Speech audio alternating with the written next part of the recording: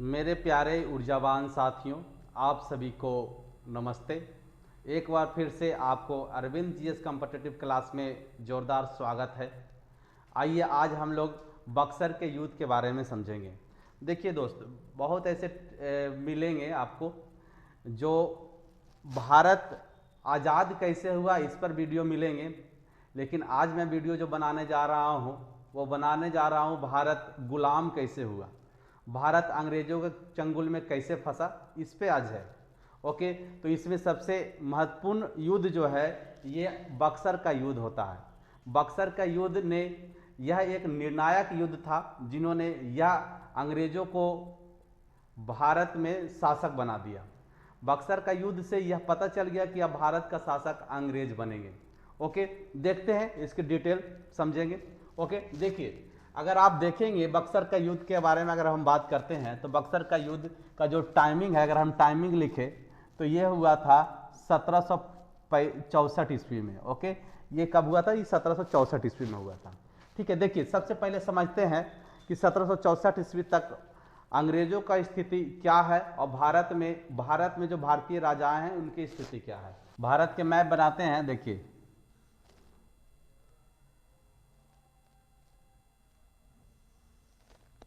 कुछ इस तरह का भारत का मैप में ये वाला पार्ट जो है, यहाँ पे ये वाला पार्ट जो है ये बंगाल है, बंगाल। ओके, बंगाल में हम लोग जानते हैं कि बंगाल में अंग्रेज पहले प्लासी का युद्ध जीत चुका है। प्लासी का युद्ध ये आपको प्लासी का युद्ध जीता है 1757 ईस्वी। ओके, प्लासी का युद्ध 1757 ईस्वी में जीत चुका है। और इसके बाद क्या हुआ है, तो बंगाल का जो नवाब बना है, बंगाल का नवाब प्लासी के बाद नवाब बना, वो कौन बना है? मीर कासिम, मीर जाफर, माफ कीजिएगा, मीर जाफर शासक बन गया। मीर जाफर शासन कर रहा है। ओके, लेकिन ये 1760 ईस्वी के बाद मीर जाफर के बाद जो शासक बनता है वो बनता है मीर कासिम। इसके बाद ये जो शासक बनता है वो बनता है मीर कासिम। स्टार्टिंग में अंग्रेजों के कठपुतली, ये भी अंग्रेजों का कठपुतली था, ये भी अंग्रेजों का कठपुतली था। मीर कासिम भी अंग्रेजों का कठपुतली था, लेकिन मीर कासिम अंग्रेजों का कठपुतली होकर के अंग्रेजों को कई फायदा भी पहुंचाया। जैसे आप देखेंगे कि बंगाल में एक जगह है बर्दमान। ओके, एक जगह आप है चटगांव, एक है चटगांव, एक है मिदनापुर। देखिए, ये चटगांव जो है ये अभी बांग्लादेश में है, ये अभी भारत में, ये भी भारत में। ये सब क्षेत्र, ये तीन क्षेत्र जो है, ये तीन क्षेत्र पर दीवानी अधिकार अंग्रेजों को दे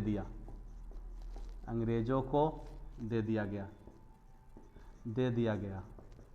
ओके, दीवानी अधिकार दे देने का मतलब हो गया कि रेवेन्यू कलेक्शन करने का अधिकार अंग्रेजों को प्राप्त हो गया। ये दे दिया गया मीर कासिम के द्वारा। लेकिन बाद में मीर कासिम थोड़ा महत्वाकांक्षी व्यक्ति था, उसको भी लगा कि अब हम नवाब हैं तो अपना भी कुछ काम करें। इन्होंने भी कई काम किए, ऐसा काम किया जो अंग्रेजों को मुश्किल में डाल दिया। ओके, देखिए एक्चुअली में क्या था, इन्होंने क्या क्या काम किया। एक काम इन्होंने इसके द्वारा जो अंग्रेज के विरुद्ध काम किया गया, उसमें पहला काम ये था कि उस समय जो राजधानी था मुर्शिदाबाद, उस समय बंगाल का राजधानी मुर्शिदाबाद हुआ करता था। तो इन्होंने क्या किया, राजधानी को मुर्शिदाबाद से मुंगेर लाया। राजधानी मुर्शिदाबाद से मुंगेर लाया, मुंगेर स्थानांतरित किया।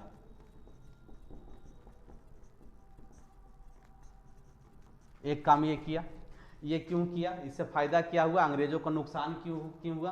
क्योंकि मुर्शिदाबाद जो था कलकत्ता के बहुत नज़दीक था, और कलकत्ता जो था वो अंग्रेजों का था, अंग्रेज का वहाँ फोर्ट था, अंग्रेज का ही वहाँ दबदबा हुआ करता था। तो मुर्शिदाबाद बहुत नज़दीक था कलकत्ता से, जिसके कारण राजधानी में जो मीर कासिम काम करते थे उसमें अंग्रेजों का दबदबा हो जाता था। इसके कारण इन्होंने मुंगेर ले आया राजधानी को, ताकि यह स्वतंत्र पूर्वक कुछ काम कर सके। ओके, तो ये मुंगेर इसके राजधानी आ गया। एक काम ये हुआ। दूसरा काम इन्होंने क्या किया, कर सुधार किया। कर सुधार में इन्होंने क्या किया, कर सुधार में इन्होंने क्या कर दिया कि सभी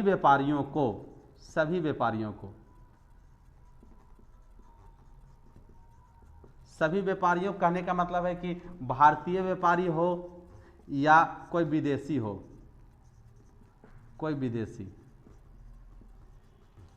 सभी को, भारतीय या विदेशी सभी को मुक्त व्यापार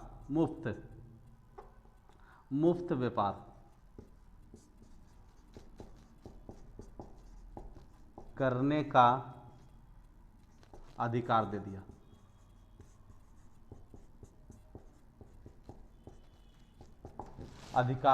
ऐसा क्यों किया इन्होंने? ऐसा इसलिए किया क्योंकि आपको पता है कि 1717 ईस्वी में एक फर्रुखसियर के द्वारा फरमान मिला हुआ था। फर्रुखसियर का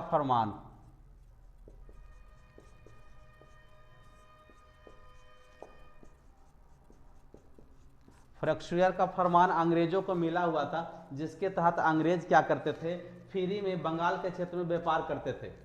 अब अंग्रेज इससे फायदा ये उठाते थे, अपना व्यापार तो फ्री में करते थे, भारतीय व्यापारियों से भी वह ले लेते थे और भारतीय व्यापारियों को भी अपने नाम पर व्यापार करवा देते थे और भारतीयों से टैक्स अंग्रेज ले लेते थे। तो भारतीयों व्यापारी का जो टैक्स था वो नवाब को न दे करके अंग्रेज के पास जा रहा था। जो भारतीय व्यापारी था वो नवाब को टैक्स न दे करके अंग्रेज को दे रहा था, क्योंकि अंग्रेज या फर्रुखसियर के फरमान के तहत वह व्यापार फ्री में करवा देता था, जिसके कारण नवाब के जो खजाना था, बंगाल के नवाब के खजाना था, वो खजाना खाली हो गया था। खजाना में यह पैसा न जा करके अंग्रेजों के पास जा रहा था। तो मीर जाफर को लगा कि इससे तो हमको फायदा हो नहीं रहा है। तो इन्होंने सबको कहा कि अगर केवल अंग्रेज के फ्री व्यापार हो रहा है तो सबको फ्री व्यापार कर दिया, क्योंकि ये चीज ये रोक नहीं सकता था, ये इसके बस के बात नहीं था।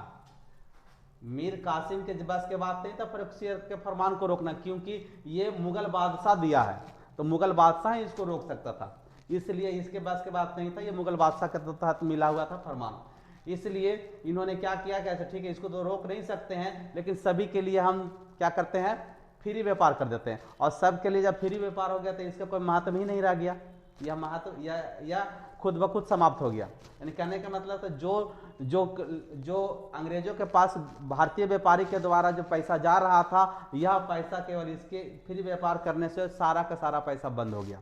ठीक है, तो ब्रिटिश ईस्ट इंडिया कंपनी को काफ़ी नुकसान हुआ, इससे अंग्रेजों को काफ़ी इससे नुकसान हुआ, केवल इससे कि भारतीयों को भी फ्री में व्यापार किए जाने के अधिकार देने से।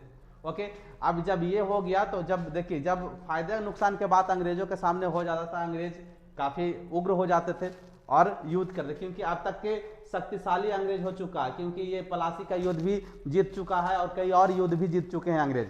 तो अंग्रेज के पास शक्ति भी हो चुका है, उसके पास सेना भी हो चुके हैं। ओके, तो ये युद्ध की तैयारी करता है। ठीक है, तो युद्ध करता है ये मीर कासिम के साथ और अंग्रेजों के साथ। बक्सर के युद्ध से पहले भी कई युद्ध होते हैं। ओके, कई युद्ध होते हैं, लेकिन उन सभी युद्ध में मीर कासिम हार जाते हैं। क्योंकि उसका रणनीति भी हुआ करता था। अंग्रेजों का के पास सेना भी ट्रेंड सेना होते थे, उसके पास मॉडर्न टेक्नोलॉजी का हथियार भी होता था, और साथ ही साथ ये छल कपट भी करते थे। इसके साथ में जो लड़ने वाले होते थे उसके अपने में मिला करके भी अंग्रेज अपने पाले में मिला करके उसको हरा देते थे, छल कपट करके भी युद्ध जीता करते थे। तो ये सब कई कारण है। अब आते हैं, देखिए अब बक्सर का युद्ध क्या होता है। अब यहाँ से ये मीर कासिम बंगाल से निकल जाते हैं, निकल करके ये चले जाते हैं अवध के क्षेत्र में। कई युद्ध में हार जाते हैं, बुरी तरह से हार जाते हैं। एक उदय नाला का युद्ध होता है 1760 ईस्वी में अंग्रेजों के साथ और मीर कासिम के साथ। उसमें बुरी तरह से मीर कासिम हार जाता है, तो मीर कासिम वहाँ से भाग करके चला जाता है अवध। आप देखेंगे ये बंगाल है, बंगाल के बगल में अवध है। अवध में जो राजा है, अवध का जो नवाब है, उसका नाम है शुजा उदौला। शुजा-उद-दौला के पास ये चला जाता है मीर कासिम, और वहाँ संरक्षण ले लेता है। शुजा-उद-दौला उसको संरक्षण भी देता है और मदद करने का आश्वासन भी देता है कि अंग्रेजों के खिलाफ हम भी मिल करके लड़ेंगे। ओके, अब शुजा-उद-दौला मदद करता है और ये बक्सर में फिर ये लोग मिलते हैं और बक्सर में फिर युद्ध होगा। देखिए बक्सर में क्या होता है।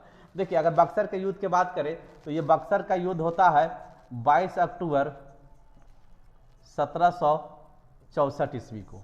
ओके, बक्सर में क्या है, देखिए दो गुट बनते हैं, बक्सर में दो ग्रुप बनते हैं। एक ग्रुप बनता है, इसको बोलते हैं त्रिगुट,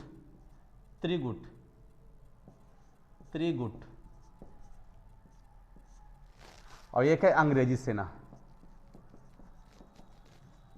सेना। ओके, त्रिगुट में देखिए क्या कौन कौन है। त्रिगुट में पहला है मीर कासिम। ये मीर कासिम कौन है? यह है बंगाल का नवाब। दूसरा कौन है? दूसरा शुजा-उद-दौला। ये कौन है? ये अवध का नवाब है,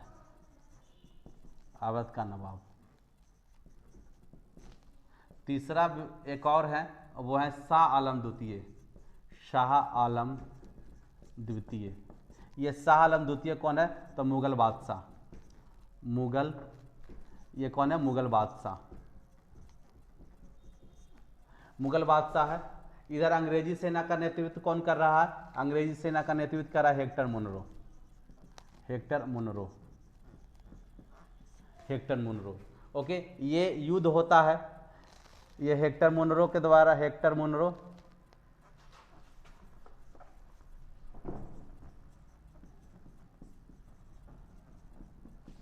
ओके, ये 22 अक्टूबर 1765 को ये युद्ध घमासान युद्ध होते हैं। हर युद्ध के भांति इस युद्ध में भी क्या करता है हेक्टर मुनरो, इसके कई लोगों को मिला लेता है। मिला लेने से क्या हो जाता है, ये त्रिगुट सेना ये कमजोर हो जाता है। तो अंग्रेज इसको हरा देता है। और यह युद्ध समझिए, यह युद्ध क्या है, इसका निर्णय क्या होता है? यह युद्ध में अंग्रेज जीत जाता है। अंग्रेज का जीत। अब अंग्रेज का जब जीत हो जाता है तो सोचिए, इस युद्ध में कौन लड़ रहा है? मुगल बादशाह, अर्थात जो उस समय भारत का जो सबसे बड़ा शासक माने जाते थे मुगल बादशाह, जिसके नियंत्रण में सारा होता था, तो उसी को हरा दिया गया अंग्रेजों के द्वारा। और जब इस युद्ध में ये तीनों हार जाते हैं, तब होता है इलाहाबाद की संधि। इलाहाबाद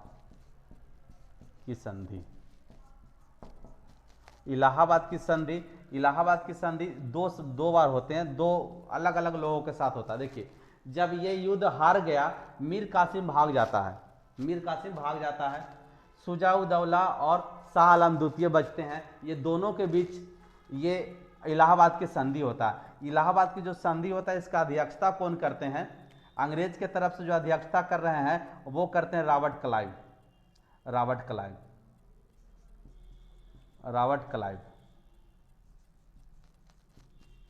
देखिए ध्यान दीजिएगा, ये युद्ध लड़ता कौन है? तो हेक्टर मुनरो लड़ता है, लेकिन संधि कौन करता है? रॉबर्ट क्लाइव करता है। हेक्टर मुनरो संधि नहीं कर रहा, संधि रॉबर्ट क्लाइव करते। क्वेश्चन कई बार पूछा गया है कि इसका संधि कौन करता है? तो रॉबर्ट क्लाइव करता है।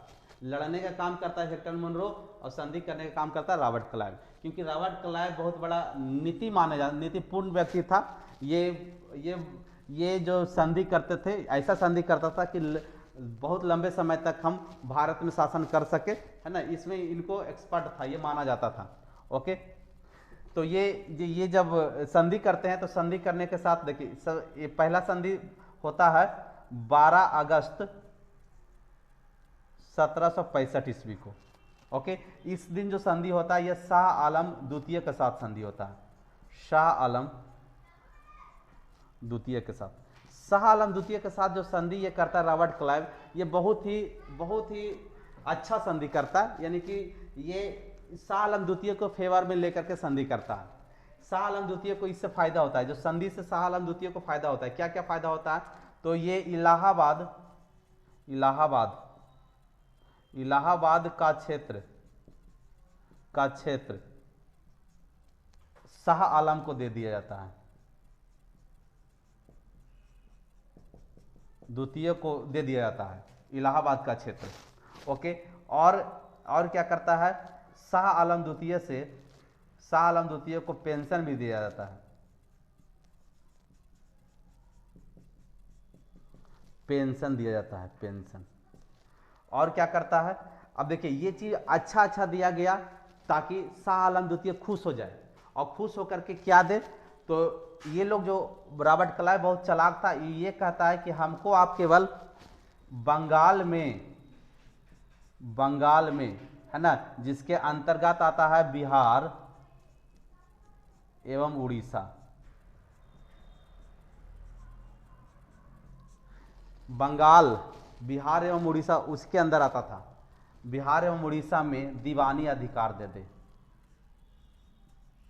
दीवानी अधिकार।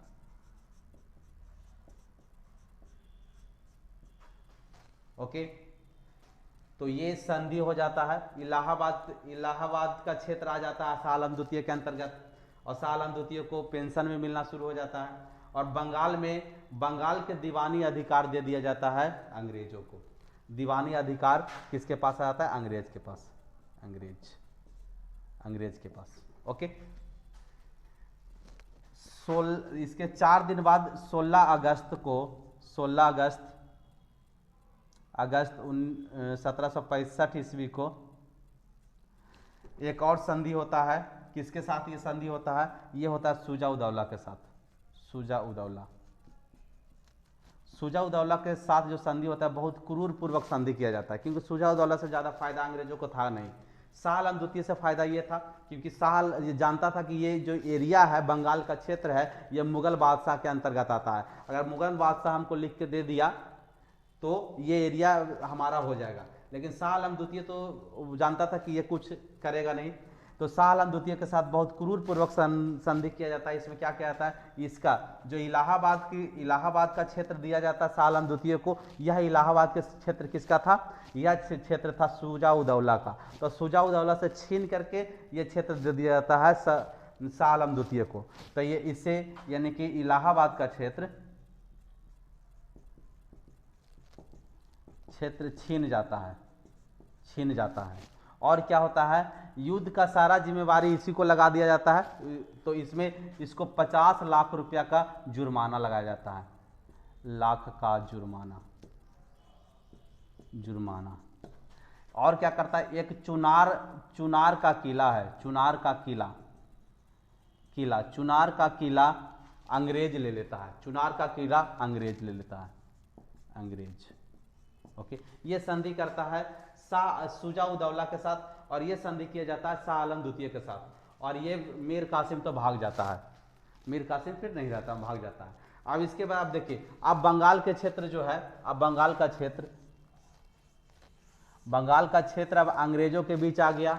अब यहाँ पे दीवानी अधिकार भी प्राप्त हो गया है, दीवानी अधिकार अंग्रेजों का।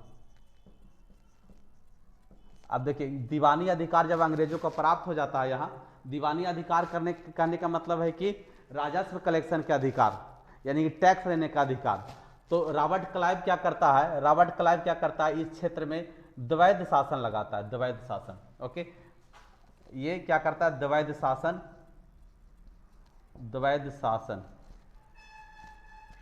लगाता है। द्वैध शासन में देखिए, द्वैध शासन क्या होता था, देखिए इससे पहले जब शासन होते थे, नवाब जब शासन करता था बंगाल में, तो नवाब क्या करता था कि नवाब का भी 2 काम होते थे, नवाब का 2 काम होते थे, यानी कि एक काम होता था दीवानी का, और एक काम होता था निजामत का, ओके, ये नवाब जब था तब करते थे। अब यहाँ क्या हो गया कि दीवानी का काम जो है ये कौन करेगा, ये करेगा अंग्रेज, और निजामत का काम जो है वो करेगा नवाब। ओके, देखिए दीवानी का काम करेगा अंग्रेज, निजामत का काम करेगा नवाब। दीवानी का काम मतलब है कि लगान लगाना, यानी कि टैक्स लेना, कर लेना, टैक्स लेना। टैक्स लेने का काम कौन करेगा, अंग्रेज करेगा। और निजामत के मतलब होता है प्रशासन करना, प्रशासन देना, प्रशासन देना, प्रशासन देना मतलब कि जो भी जनता को जो समस्या है उस समस्या को दूर करना, लाइन ऑर्डर सही करना, शिक्षा की व्यवस्था करना, स्वास्थ्य की व्यवस्था करना, ये सारा काम जो होता है कर्तव्य का काम होता है। इसमें पैसा लगते नहीं, लगते हैं, पैसा मिलते नहीं है, लगते हैं। जो पैसा लगने का काम होता था वो नवाब को छोड़ दिया जाता था, और जिससे पैसा आ रहा है, इनकम आ रहा है राज्य में, वो काम ले लेता था अंग्रेज। और यहाँ पे अब दो सरकार आ गए, एक अंग्रेज आ गए और एक नवाब आ गए। तो ये जब दो सरकार मिलकर के एक ही राज पर शासन होता था, इसको बोला जाता था द्वैध शासन। दो सरकार, एक अंग्रेज और एक नवाब, ये दोनों मिल के शासन करते हैं, इसको बोला जाता है द्वैध शासन। ओके, यही द्वैध शासन लागू करने वाला जो व्यक्ति है वो रॉबर्ट क्लाइव है। ये कई बार क्वेश्चन पूछा गया है कि इसको लागू किसने किया था, तो रॉबर्ट क्लाइव किया था। द्वैध शासन लागू किया Robert Clive, Robert Clive. Okay, द्वैध शासन लागू किया रॉबर्ट क्लाइव। अब देखिए द्वैध शासन में दीवानी अधिकार इसको प्राप्त हो गया था। तो दीवानी अधिकार में हम बताए थे कि दीवानी अधिकार प्राप्त हुआ था इसको बंगाल के क्षेत्र में, जिसमें बंगाल था, उड़ीसा था, बिहार था। ओके, तो यहाँ क्या करता है, ये अंग्रेज बहुत चालाक था, क्योंकि ये क्या करता है, कलेक्शन लेने का काम जो है ये भारतीयों के द्वारा करता है, खुद कलेक्शन नहीं लेता है, खुद कर नहीं लेते हैं, ये भारतीयों के द्वारा कलेक्शन लेने का काम करता है। तो दो व्यक्ति को कलेक्शन के लिए रखा जाता है, एक बंगाल के क्षेत्र में रखा जाता है, बंगाल के क्षेत्र में, तो बंगाल के क्षेत्र में रखा जाता है मोहम्मद रजा खां, मोहम्मद रजा खां को, रजा खां को। और एक रखा जाता है उड़ीसा एवं बिहार के क्षेत्र में, उड़ीसा एवं बिहार के क्षेत्र में, बिहार के क्षेत्र में ये रखा जाता है राजा सिताब राय को, राजा सिताब राय, राजा सिताब राय, राजा सिताब राय को उप दीवान बना दिया जाता है। इसको राजा मोहम्मद रजा खां को और राजा सिताब राय को उप दीवान बनाया जाता है। ये लोग कलेक्शन लेते हैं और अंग्रेजों को देते हैं। ओके, तो ये बंगाल के क्षेत्र में उप दीवान के काम करते हैं मोहम्मद रजा खां, बिहार और उड़ीसा के क्षेत्र में उप दीवान के जो काम करते हैं वो करते हैं राजा सिताब राय। ओके, तो ये सब था। उसके बाद ये जो द्वैध शासन जो लागू किया गया, यह बहुत क्रूर शासन था। ये इतना ज़्यादा क्रूर शासन था कि ये बाद में 1770 के आसपास में बंगाल में सबसे बड़ा अकाल पड़ा इस शासन से। ये पूरी तरह से जनता को एकदम मार दिया था। कई लोग कहा जाता है 1/3 बंगाल का 1/3 लोग पलायन हो गए थे, छोड़ दिए थे बंगाल, इतना बड़ा। फिर बाद में ये शासन समाप्त हो जाता है, वारेन हेस्टिंग्स आते हैं, वारेन हेस्टिंग्स आते हैं, तब यह शासन समाप्त हो जाता है, द्वैध शासन समाप्त, द्वैध शासन समाप्त। ओके, तो द्वैध शासन लागू करने वाले रॉबर्ट क्लाइव थे, द्वैध शासन समाप्त करने वाले वारेन हेस्टिंग्स थे। ओके, तो इस प्रकार से हमने देखा किस तरह से बंगाल में पलासी का युद्ध हुआ, फिर बक्सर का युद्ध का सारा कहानी। ओके, तो हमें लगता है कि आपको बहुत अच्छा से बक्सर का युद्ध समझ में आ चुका होगा।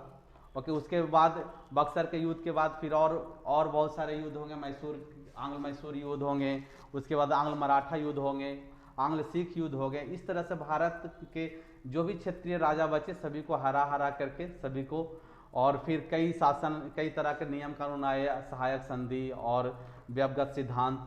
इस तरह से भारत को पूरी तरह से गुलाम बना लिया गया, भारत पे अंग्रेजों का कब्जा हो गया और 200 वर्षों तक अंग्रेज यहाँ फिर शासन किए।